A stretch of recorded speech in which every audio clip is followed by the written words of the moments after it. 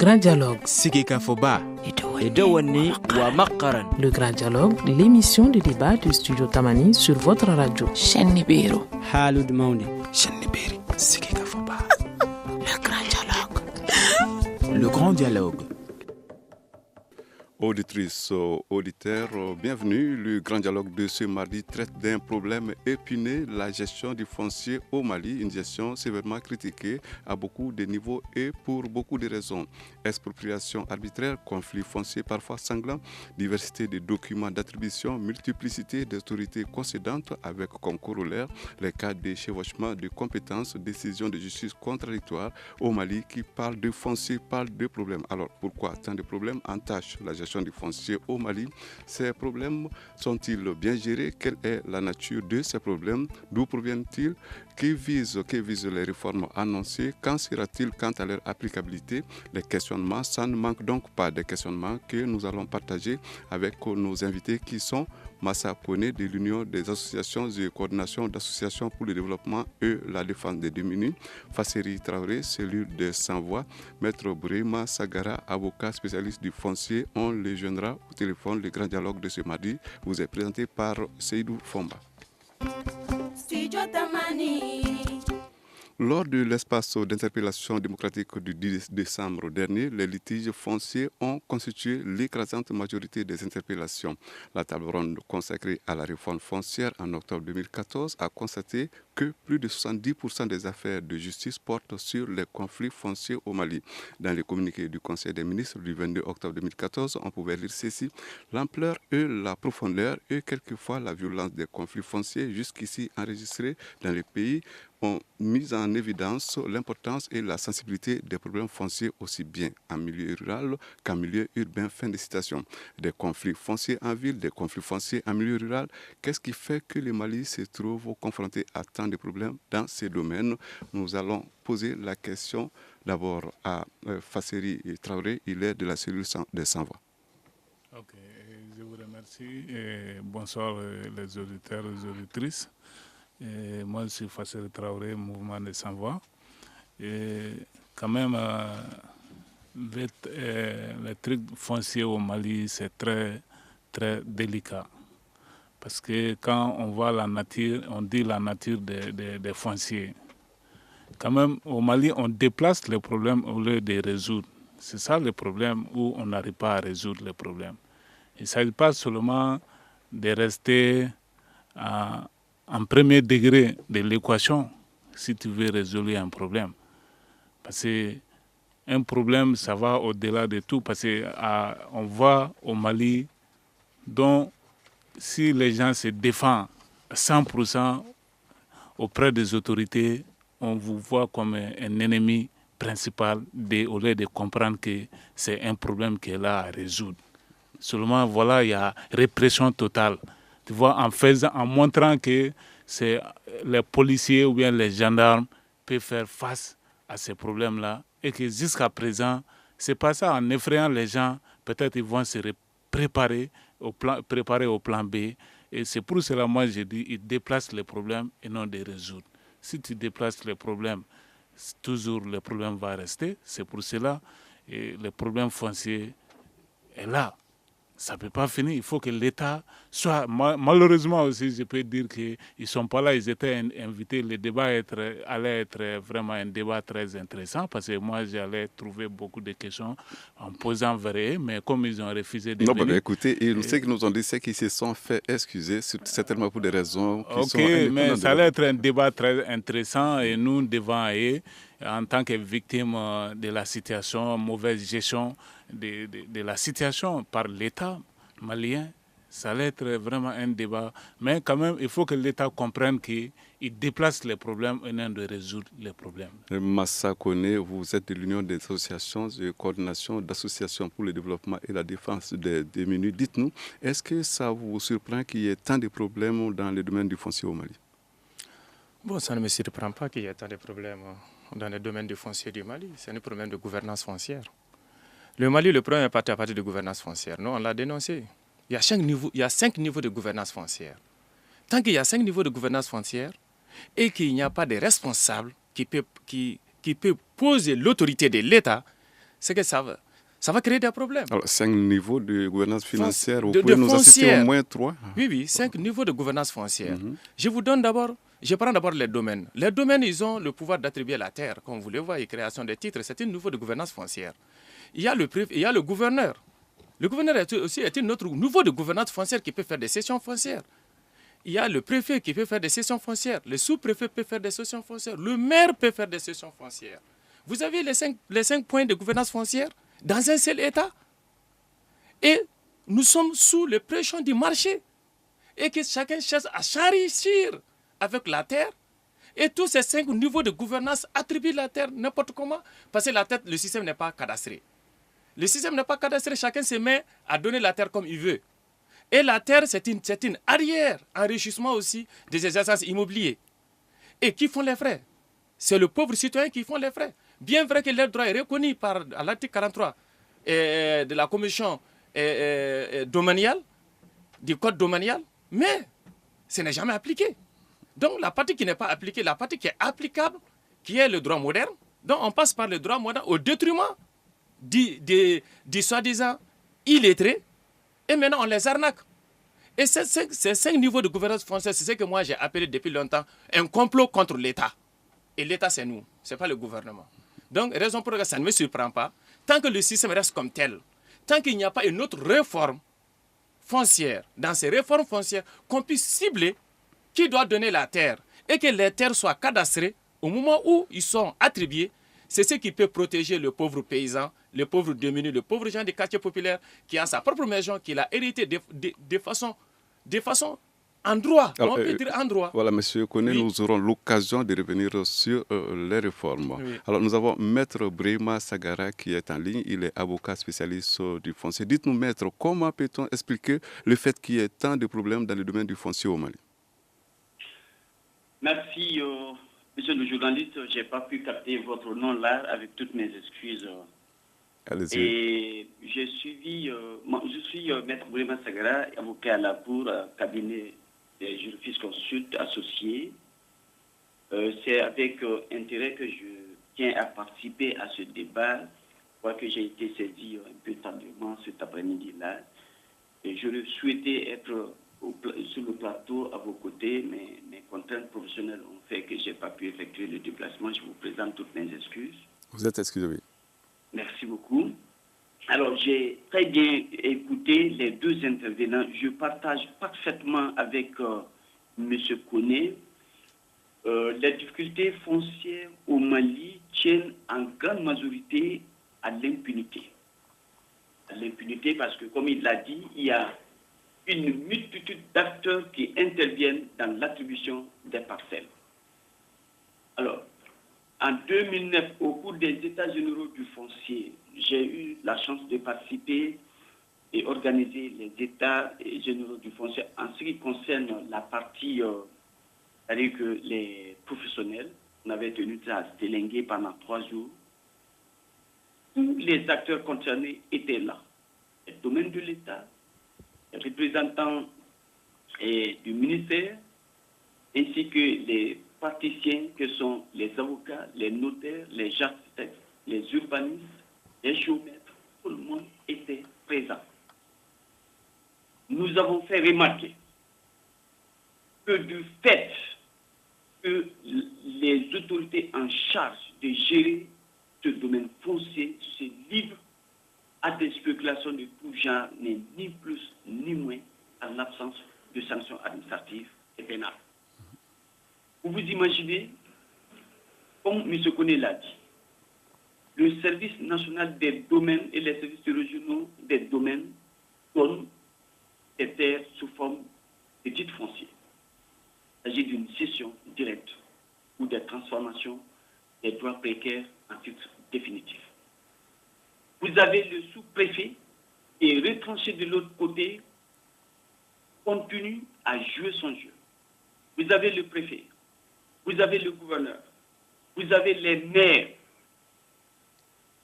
imaginez, et vous avez de l'autre côté l'hygiène qui n'est plus dans le circuit, mais qui continue à manipuler souvent certains services qui ont encore en charge la gestion foncière. Donc, si nous voulons vraiment quitter aujourd'hui. Voilà, cela est compris, Maître Sagara.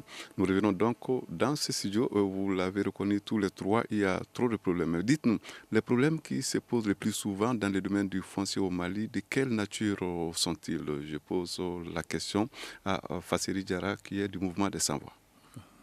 Ok. De façon, moi, je vois les représentants du ministre quand même acteurs aujourd'hui pour défendre les démunis de façon stratégique. Mais moi, ça me surprend aussi que le pouvoir soit vraiment aux côtés des démunis par rapport à l'état foncier.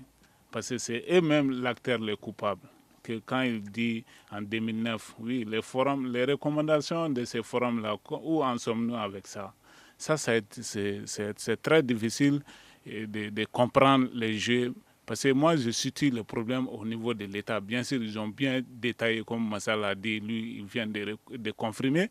Bien sûr, mais tu vois, mais ce n'est pas les diables qui ont fait ça. C'est le même. L'État, c'est l'autorité. C'est l'autorité, c'est une continuité. C'est une continuité.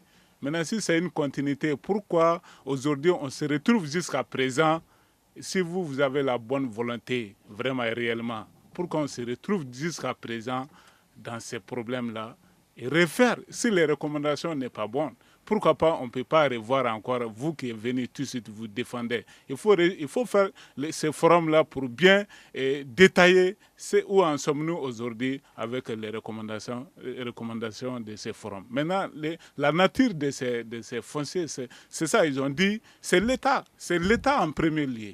La mairie fait ses commerces de terre. Mais moi, je ne sais pas où se trouve vraiment, où est la différence entre les autorités et les riches au Mali. Alors, nous allons rappeler à M. Traoré que les ministres, on l'a entendu aujourd'hui, annoncer quand même certaines mesures qui se rapportent à l'annulation des titres fonciers. On aura l'occasion d'en parler au cours de ce débat. Maintenant, je donne la parole à Massa Koné de l'Union des associations et coordination d'associations pour le développement et la défense des démunis. Oui, vous avez parlé de la nature du problème. Et je vais rappeler d'abord les Maliens que le premier problème foncier connu au Mali, ça c'est maintenant l'expropriation des maisons. Ça a commencé par l'opération Sauver notre quartier. Quand on a parlé des lotissements, le premier problème est parti à partir des lotissements. Après la décentralisation, quand les maires ont eu leur pouvoir en 2002, ils sont allés d'abord à s'attaquer aux espaces vitaux et aux poumons des quartiers, qui sont les lits des marigots. Donc maintenant, là aussi, on a vu d'autres natures venir morceler n'importe comment sans cession et les vendre parce qu'ils sont du parti où le ministre est issu du parti et tout le monde a son gâteau dans le jeu. Donc l'autre nature maintenant qu'on a vu et qui est venue à partir des années 95 jusqu'à nos jours, ça c'est la création des titres fonciers. La création des titres fonciers est arrivée avec la prolifération des agences immobilières. Pourquoi la prolifération des agences immobilières? La prolifération des agences immobilières est une véritable mafia au Mali. Parce que l'argent n'est pas pris en Suisse. Il faut fructifier l'argent chez nous. Pour fructifier l'argent chez nous, il faut garantir le dit. Pour garantir le dit, il faut quand même, pour avoir un garantie et l'hypothèque auprès des banques, il faut créer un titre foncier. Donc le titre foncier, c'est la raison pour laquelle on a vu avec la prolifération des agences immobilières, on a vu la création des titres de toutes sortes, dont le gouvernement en est le plus grand complice. Ça, on peut le dire. Et après la crise de 2008, on a vu maintenant la création des bois amphithéotiques. Les bois amphithéotiques, maintenant, ça, c'est dans le détat central qui est dans l'office du Niger et dans d'autres lieux. Donc, on est parti des petites maisons. Tant ils ont fini les petites maisons, ils se sont sacoquinés et créé une mafia entre l'opérateur économique, les riches, les agents des domaines, des régions et tout, qui est là pour faire le business. Et de l'autre côté, maintenant, qui est maintenant celui qui fait le droit, qui est un juge, qui vient rentrer dans le lot. Et maintenant, l'association maintenant de l'agence immobilière est prête. Et maintenant, on lance des paravents qui sont quelques individus qui sont là dans un petit coin et qui disent on a des terres, on peut les vendre. Or, l'agence immobilière, le statut des agences immobilières est bien connu dans le Mali. Mais les agences immobilières maintenant ils ne doivent pas vendre la terre, ils doivent vendre des maisons. Studio Tamani, voilà. 18h30, dans un instant, la suite de ce débat. Vous écoutez Studio Tamani, votre avis nous intéresse. Écrivez vos commentaires et suggestions sur la page Facebook et dialoguez avec nous. Studio Tamani, c'est aussi les réseaux sociaux. Pour ceux qui viennent de nous rejoindre, je rappelle que c'est du foncier que nous sommes en train de parler aujourd'hui. Alors, nous avons 3 invités. Massa Kone de l'Union des associations de coordination d'associations pour le développement et la défense des démunis. Fassiri Traoré, il est du mouvement des sans-voix, et Maître Brahima Sagara, qui est avocat spécialiste il est spécialisé dans le domaine du foncier. Nous l'avons toujours en ligne. Alors, dites-nous, Maître, de quelle nature sont les problèmes le plus souvent rencontrés ici dans la gestion du foncier? Et la plupart des problèmes que nous rencontrons dans la pratique sont liés essentiellement soit au double emploi que les autorités en charge de la gestion de ces questions foncières. Alors, expliquez-nous, c'est quoi le double emploi dans ce contexte? Le double emploi, c'est lorsque on attribue successivement une seule et même personne à 2 personnes. Une seule et même parcelle à 2 personnes, sinon même à plusieurs personnes. Comme je parle de double, ça veut dire qu'il y a 2 au moins. Je prends un exemple. Des cas comme ça, c'est fréquent? À tous les uns. C'est fréquent des cas comme ça? Extrêmement fréquent, et je peux vous citer, passer toute la nuit à vous donner des exemples. Aujourd'hui, au moment où je vous parle, il y a un monsieur qui est venu me voir. Donc, je suis dans le secret professionnel, je suis tenu de garder le nom des parties. Il m'a montré des documents. Alors, dans un quartier comme Kalabankura-Asseï, il a un titre précaire, ce que nous appelons la lettre d'attribution de permis d'occuper, qui date de 1996. Il a réalisé, il y a bientôt 10 ans, il a des magasins qui sont en location, et subitement, quelqu'un sort avec un titre foncier qui date de 2011, et il est question d'une session directe entre, c'est-à-dire que le service des domaines et l'intéressé suite à l'arrêté du gouverneur qui aurait autorisé cette session. J'ai fait comprendre à ce client-là, à ce que je chasse. En 2011, il n'y a aucune terre neuve sur le territoire de la commune 5, encore moins à Kalamakura-Asseï, pour permettre au gouverneur de prendre un arrêté de cession d'une telle parcelle, encore moins de procéder à la cession par le directeur national des domaines. Et par ailleurs, nous avons également relevé qu'il y ait suffisamment de faux titres fonciers ou de fausses immatriculations. J'ai également vu des cas dans lesquels une seule et même parcelle ont fait l'objet d'immatriculations successives. J'ai interpellé à l'époque le conservateur des domaines en charge du dossier. Je lui ai dit, monsieur, immatriculation, c'est comme si vous avez un enfant que vous baptisez aujourd'hui. Je ne comprends pas comment la seule et même parcelle puisse faire l'objet d'immatriculation successive. Il m'a répondu pour dire non, il s'agit certainement que les services techniques se sont trompés, ça ne doit pas être la seule et même parcelle. J'ai fait requérir le service d'un expert immobilier, nous nous sommes rendus sur le terrain, l'expertise a été faite, nous avons trouvé qu'il s'agit là d'une immatriculation sur une autre immatriculation. En clair, la seconde immatriculation a été faite dans le bureau. Aucun agent ne s'est déplacé sur le terrain pour effectuer des travaux techniques. Alors, Maître Sagara, en tout cas, le fait que vous venez de relater prouve à suffisance que la situation est assez grave. Une question, la situation est exceptionnellement grave si on ne prend garde. Alors, à présent, une question. La situation, elle est grave, mais dites-nous, elle a toujours été comme ça ou alors à quand date la dégradation de la situation par rapport à la gestion du foncier, vous, monsieur Traoré, Fassiri Traoré? Quand même, nous, quand on a commencé à lutter réellement ces combats en 2006 au Mali, qu'on a vu vraiment la mairie est devenue un problème pour la population. De façon, quand même, je salue encore le ministre, parce que moi, je suis en train de rêver ou pas, qu'une autorité, vraiment, il est acteur aujourd'hui des défenseurs. Je le félicite que ça soit vraiment continuel auprès de ces victimes de l'état foncier au Mali.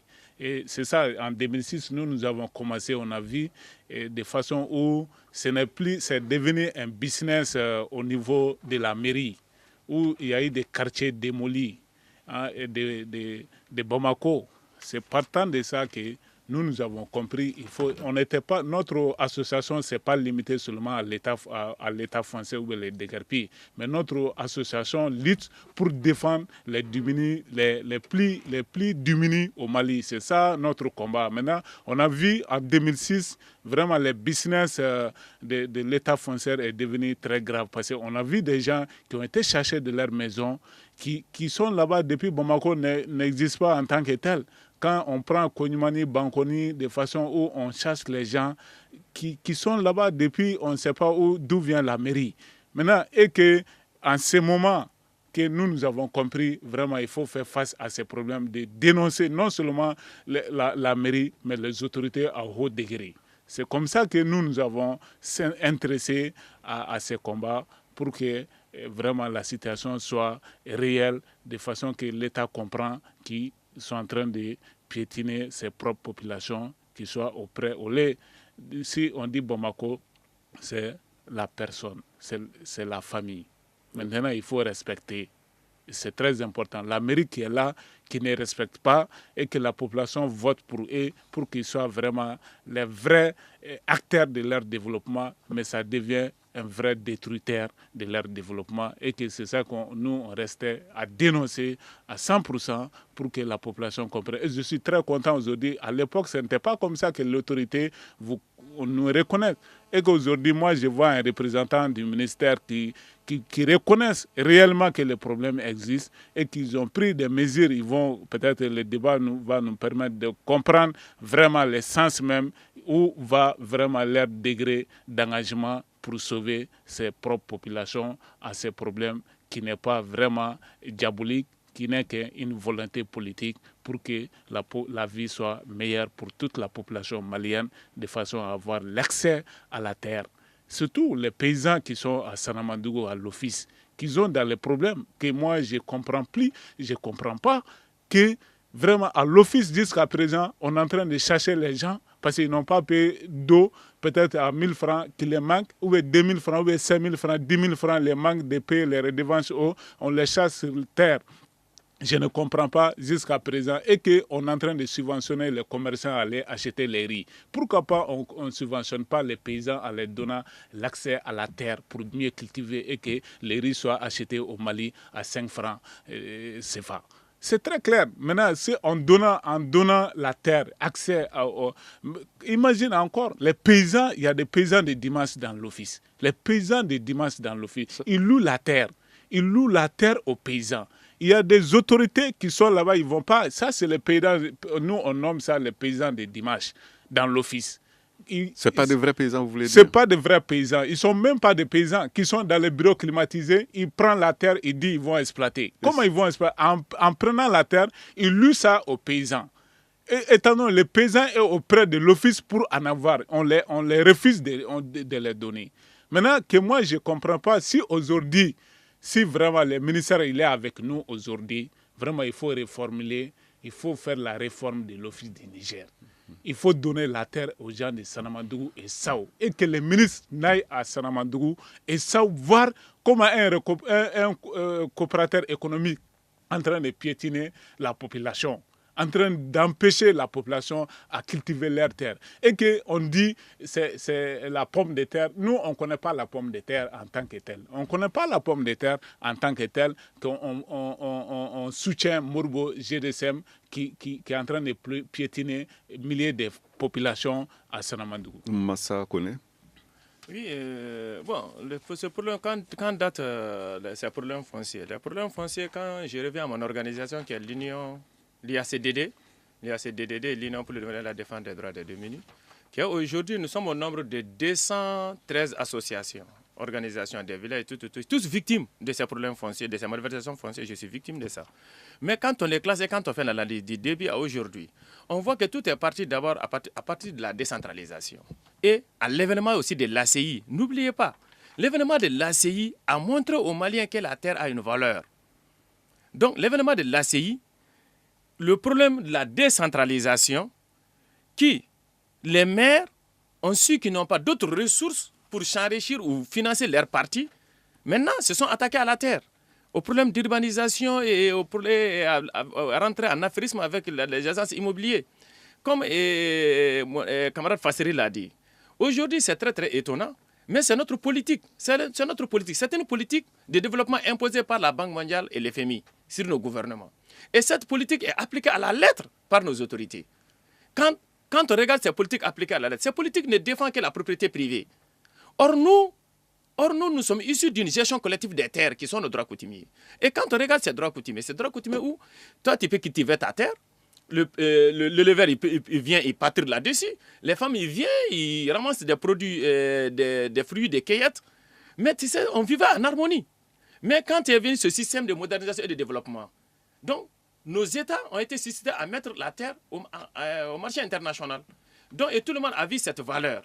Et c'est dû à cette valeur maintenant que notre savoir-faire, notre agriculture familiale, tel qu'il a pris l'exemple, c'est Sanamandougou. C'est un exemple. Il y a Sanamandougou, il y a Sansandeng, il y a, quand on regarde San, il y a dans toutes ces zones, quand on regarde la zone des Cailles, il y a dans toutes ces zones où, dans notre politique de développement, on a su que c'est le richichisme qui est l'opérateur économique ou le multinational qui peut développer notre pays, sans pourtant appuyer l'agriculture familiale qui soutient à 40% notre besoin alimentaire. Maintenant, au lieu de les soutenir, les aider à fructifier leurs revenus, de faire des paysans investisseurs, mais que ce soit des paysans sur leur terme qui investissent pour nourrir le Mali. Non, on suit un système capitaliste imposé par la Banque mondiale et le FMI, où on laisse une porte ouverte aux multinationales et aux agences immobilières, aux opérateurs économiques qui ont les milliards et qui viennent investir sur nos terres, mais qui ne nourrissent pas le Mali. Il a dit quand on parle de la pomme de terre, quand on parle du bleu, mais la pomme de terre au début au Mali, moi je viens de Ségasso, j'ai toujours cultivé de la pomme de terre. Je connais le prix d'un kilo de pomme de terre. Et aujourd'hui, quand on a privilégié des gens comme Modibo Keïta, qu'on les subventionne de tout. Bon, on va éviter quand même de citer nommément. Oui. Allez-y. Donc quand on supporte ces gens, tels que récemment vous avez entendu quelques accords ont été signés par le ministre du Développement. Ces accords sont sur des terres où il y a une trentaine de villages qui vivaient depuis des siècles. Est-ce qu'il faut privilégier ces villages qui font de l'agriculture familiale pour développer, les aider à développer, pour lutter contre la pauvreté, ou les expulser complètement, porter atteinte à leurs droits et installer maintenant un multinational, un opérateur qui vient sucer notre terre, il met des produits chimiques qui appauvrissent nos terres, et maintenant tous ceux qui cultivent c'est de l'agriculture intensive et biodiversifiée, et qui est dédié maintenant au commerce international, qui n'est pas fait pour l'alimentation de chez nous. D'accord. Donc, la raison pour laquelle j'ai dit, tout est parti à partir des événements de 91, quand la démocratie est venue et qui a suivi à la lettre tout ce qui a été imposé par l'international, qui est la décentralisation, et les maires aussi se sont attaqués à la terre. Et on a fait l'agence l'ACI aussi pour prouver aux Maliens aussi que vous pouvez vous enrichir des terres des pauvres. Nous allons maintenant joindre Maître Brima Sagara, qui est avocat spécialiste dans le foncier. Dites-nous, la situation aujourd'hui relative à la gestion du foncier, que certains qualifient même de chaotique, est-ce qu'elle a toujours été ainsi, Maître Sagara? Si on remonte un peu dans le passé, c'est-à-dire que essentiellement c'est dans les années 1992, après les événements de mars 91, et lorsque, c'est-à-dire que l'initiative de mettre en place l'agence de gestion immobilière et avec l'urbanisation galopante, que les problèmes fonciers se sont vraiment multipliés. Sinon, avant, c'est-à-dire que la chute du régime, ce problème existait, mais c'est-à-dire qu'à des degrés moindres par rapport, c'est-à-dire qu'après l'événement du 26 mars. Alors, depuis 1995, le problème ne fait que s'accentuer. Aussi bien, c'est-à-dire que dans le monde urbain que dans le monde rural. Je vous dis, au moment où je vous parle, ce matin encore, j'ai reçu 5 vieux qui viennent de la région de Caille, qui ont été complètement spoliés de leur espace vital au profit d'une seule famille. La suite des différentes décisions de justice, et moi-même, j'ai du mal à comprendre. J'ai saisi en son temps le ministre de la Justice une demande d'intervention pour éviter éventuellement des affrontements. Alors, Maître Sagara, les décisions de justice, on va en parler juste le temps d'observer une courte pause. Une réaction, Un avis? Un commentaire? Réagissez sur la page Facebook de Studio Tamani et restez connectés avec nous. Studio Tamani sur les réseaux sociaux pour vous faire entendre. Voilà, Maître Brema Sagara, vous êtes toujours en ligne. Vous avez déjà parlé du problème, vous l'avez évoqué. Alors maintenant, les décisions de justice, c'est le sujet que nous allons aborder à présent. Êtes-vous satisfait de la manière dont la justice tranche les litiges fonciers au Mali? Pas du tout. Professionnel que je suis, j'ai toujours attiré l'attention des magistrats qui ont en charge de ces dossiers qu'aucun juge en République du Mali ne peut trancher sainement des questions foncières sans au préalable effectuer un déplacement sur le terrain. Il s'agit d'une question intimement liée à l'histoire. Excusez, maître, vous voulez dire que les problèmes sont tranchés souvent sans même que les juges ne se rendent sur le terrain? 90% de ces décisions sont obtenues sans qu'on ne puisse même écouter et témoins des villages environnants qui ont souvent, c'est-à-dire que vu ces villages-là naître ou qui ont même, c'est-à-dire par hostabilité,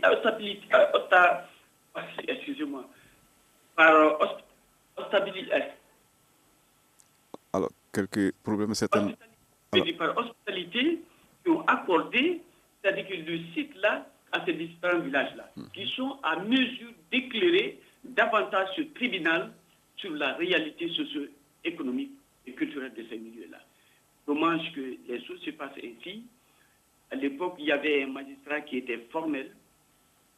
À son niveau, aucun litige ne pouvait être tranché sans qu'il y ait au préalable une expertise et un transport sur les lieux pour délimiter la zone litigieuse, après avoir également entendu les personnes ressources des villages environnants. C'est dommage que les pratiques ne s'étendent pas sur toutes les juridictions, ce qui fait que nous avons souvent des décisions qui nous surprennent tous les jours et jusqu'au niveau de la Cour suprême. Fassili Traoré, du mouvement de Sans-Voix, vous vous intéressez un peu aux décisions de justice par rapport aux litiges fonciers? Non, pas tellement. Moi, quand même, Sagara nous fait plaisir aujourd'hui à notre émission. Et quand même, les juges, quand même, moi, je ne les trouve pas en tant qu'acteurs au service de la nation. Parce qu'il faut dépolitiser les choses. C'est ça qui va être vraiment bon pour le peuple malien. Tant qu'on ne dépolitise pas les choses, ça va être très difficile à résoudre. Le juge qui est là-bas, il est là à faire l'affaire des autorités et non là au service de la population. Moi, je pense que cette justice-là doit être une balance pour les pauvres réels, contre les richards ou bien les autorités. Mais très généralement, c'est les riches qui gagnent à tout moment. C'est les autorités qui gagnent à tout moment. C'est les pauvres qui ont tort. Jusqu'à ce que même la population n'ait plus confiance à sa propre justice. De façon, parce qu'on dit c'est la même chose. Même si on n'a même pas envie d'aller à la justice pour trouver une solution.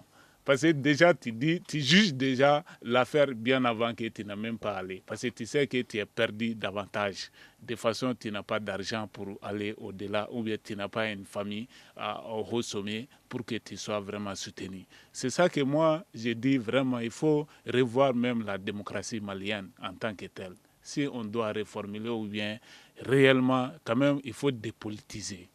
C'est ça qui va résoudre vraiment les problèmes. Massa Kone.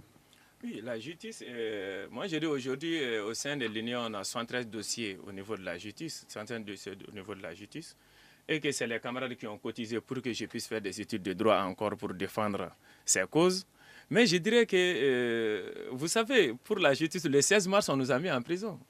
Le 16 mars passé, parce qu'on est allé défendre, on est allé écouter notre jugement passé. Le tribunal est ouvert et on est allé pour le dossier de Kalabambougou, on est allé à la justice pour pouvoir écouter notre jugement. Et donc, puisqu'on a mobilisé une masse pour venir participer au jugement et que ça n'a pas plu aux justices maliennes, l'intention a été placée au-dessus de la profession. C'est ça qui s'est passé au Mali. Mon propre intention, mon propre intérêt a été toujours placé au-dessus de la profession dont on a prêté serment. Donc la justice nous a prouvé que vraiment, ils ne sont pas là pour l'affaire des peuples maliens. Ils sont là pour l'affaire de ceux qui ont... Je vous ai dit, la mafia, ils font partie... Il y a quelques juges qui font partie de la mafia. Donc, qu'est-ce qui se passe à la justice? Quand on parle à la justice, tout le monde sait que les droits coutumiers, on ne peut pas les démontrer. Parce que je suis de la boîte maintenant. On te dit, tu viens, 80% d'abord de nos problèmes, d'abord par des problèmes de droits coutumiers, c'est les détenteurs de droits coutumiers qui sont expropriés de leur terre au profit maintenant d'un droit moderne, de quelqu'un, d'un richissime qui a les moyens. Quand tu pars à la justice, la première des choses, d'abord, on te demande, amène tes papiers. Et comment toi, tu peux faire constater ton droit coutumier? Et toute une chaîne que tu dois remonter pour faire constater ton droit coutumier. Et comme l'a dit maître, un juge, tu dois aller sur le terrain pour trancher quand même un problème foncier. Non, le juge ne part pas sur le terrain. Il tranche à partir de son bureau. Il demande à l'autre d'amener ses documents. D'autant plus que même si l'autre a fait des siècles et des siècles sur cette terre, il s'en fout et il les tranche. C'est ce qui s'est passé avec les gens de Kalabambou. Les gens sont là depuis la nuit des temps. Et maintenant, on vient, on dit qu'on a créé un titre. Le titre a été créé au profit des gens des malades blanchis de la lèpre. Non, c'est des syndicats qui prennent parce qu'ils sont intellectuels, ils peuvent grouiller, ils ont les moyens, ils peuvent rentrer à la justice, ils peuvent rentrer et sortir parce qu'ils parlent français. Aujourd'hui, l'autre ne peut pas parler français. Donc, et ils parlent, ils traitent leurs affaires. Le peuple ne peut que venir avec sa voix et son honnêteté pour venir prouver au juge, on est en masse, voici nous, on est victimes, on est en masse, on est venu vers vous. Mais ce qui crée une choc, pourquoi ça crée une choc? Parce que le peuple s'est mobilisé pour la justice. Or, le peuple doit se mobiliser pour la justice. Mais, raison pour laquelle ça a été un problème, nous, on a été mis en prison pour outrage à magistrat parce qu'on est allé en masse. Donc, la justice ne veut pas ça. La justice veut qu'on les laisse qui tranche. Et un peuple qui n'a pas confiance à sa justice. Parce qu'aujourd'hui, il y a une force qui sépare le peuple et la justice. Quelle est cette force? Parce que le pauvre n'a jamais eu raison dans la justice. Jusqu'au point où on a dit à notre langue bambara que Fantan Diotek est là.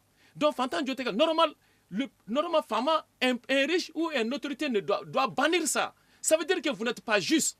Mais on le dit dans notre... Les chanteurs le disent, tout le monde applaudit.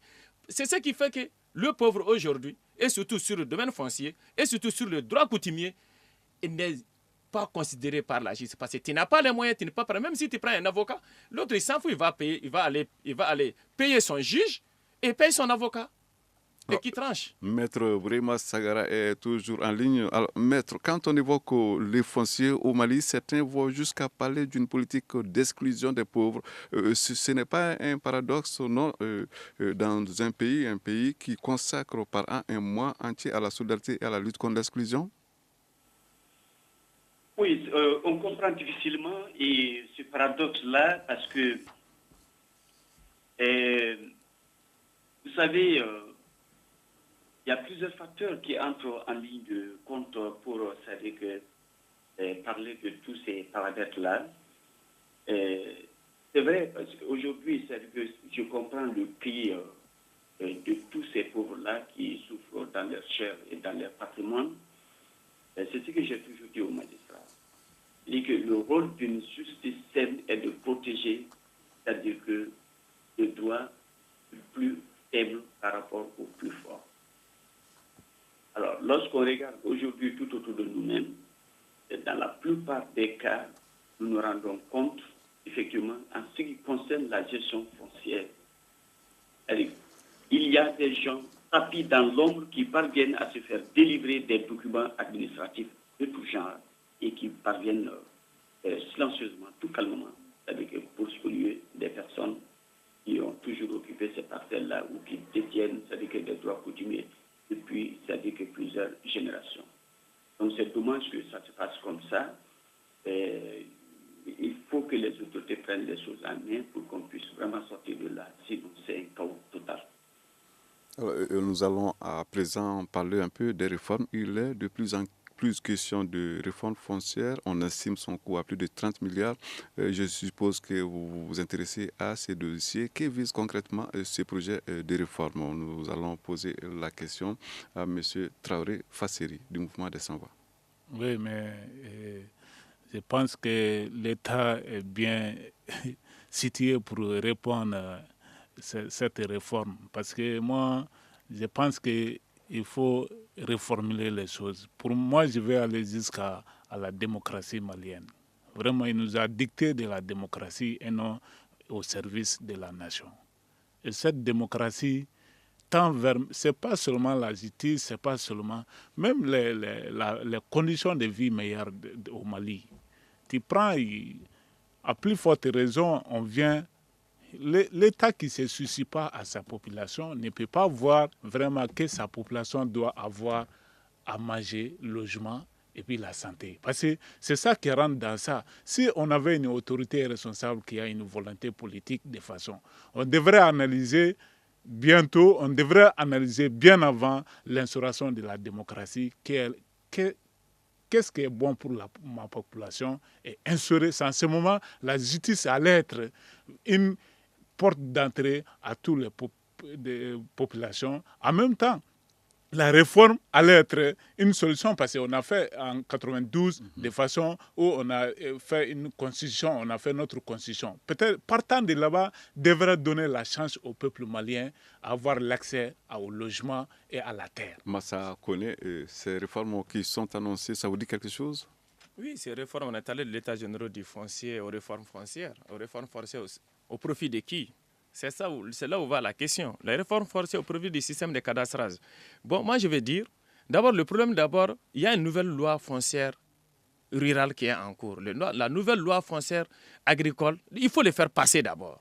Parce que cette loi est une chance, d'abord, pour les 80% des Maliens qui sont détenteurs des droits coutumiers, d'abord, de pouvoir matérialiser leurs droits coutumiers. Donc, à partir de ça, maintenant, on revient aux réformes foncières obligatoires. Aujourd'hui, on n'a pas le choix, on part en réforme foncière. Parce que c'est bloqué, le système est bloqué. Et maintenant, c'est une bombe qui est là. Comment désamorcer la bombe? Le gouvernement est là avec sa politique pour désamorcer une bombe. Donc, on part en réforme foncière.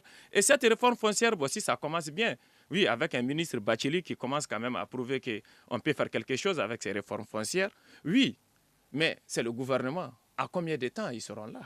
Ceux qui sont en train de parler de ces réformes foncières. Et au profit de qui? Tant qu'il y a une réforme foncière qui ne prend pas en compte les 80% de ces Maliens qui sont détenteurs des droits côtiers pour protéger leurs droits. Donc moi, je dirais que ces réformes foncières sera toujours fait et sera toujours accaparé au profit de ces mêmes riches qui ont accaparé notre démocratie, qui profitent de toutes les révolutions à leur service. Donc si on ne fait pas ça, les réformes foncières seront à leur avantage. Alors, Maître Brema Sagara est en ligne. Dites-nous, Maître, les réformes annoncées, ça vous donne de l'espoir? Il y a eu plusieurs réformes. En 2 minutes, oui. Allez-y, en 2 minutes juste. Je dis qu'il y a eu plusieurs réformes, de réforme en réforme. Est-ce qu'aujourd'hui, le vrai problème réside dans la réforme, ou c'est-à-dire que c'est un problème de gouvernance politique? Toute la question pour moi se pose en ces termes. Et nous sommes sortis des États généraux du foncier en 2009. Il y a eu des assises locales, des assises nationales. Nous avons des recommandations ici qui sont dans nos tiroirs. Aussitôt après les États généraux du foncier, nous avons été surpris de voir un appel d'offres pour la relecture du Code domanial et foncier à travers un cabinet français. En son temps, j'ai attiré l'attention de l'organisme en charge de cet appel d'offres, c'était le PAC, le projet d'appui à la croissance.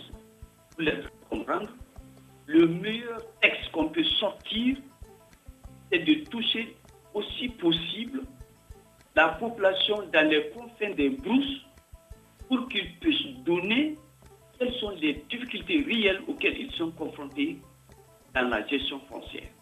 Lorsque c'est un cabinet français, c'est-à-dire qu'il ignore totalement de toute la réalité de chez nous, il va faire sortir des textes, je ne pense pas qu'on puisse sortir de là. Alors, Maître Brema Sagara, je rappelle que vous êtes avocat spécialisé dans le foncier. Nous vous remercions. Nous sommes sûrs que nous aurons l'occasion de vous avoir pour une nouvelle fois évoquer ces problèmes assez importants. Alors, l'heure qui nous était impartie est déjà terminée.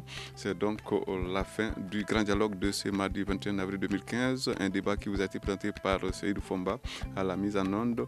Il y a donc Salimou Djouara.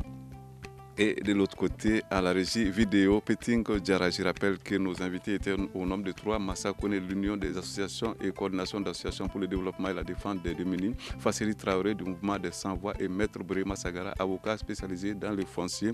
Cette émission a été réalisée par Ousmane Djadje et Touré. On se retrouve demain pour un autre sujet.